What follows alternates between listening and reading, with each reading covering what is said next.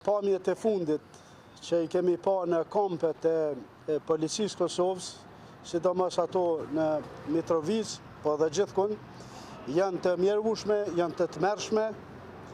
Jemi në një situatë më të rëndë që kemi qenë ndonjëherë, sidomos në aspektin e sigurisë, duke pasur se çka po ndodh edhe për rreth nesh. I kisha lutë këtë lloj qeverie që nuk po don me qeverisë, që i ka krejt numrat e i ka buxhetin e gjitha, mos të bën lojna, sidomos me këtë sektor, policin, ushtrin edhe inteligjencën. Ju e keni pa që ndahen buxhet, mirë po nuk kryhen punë kur.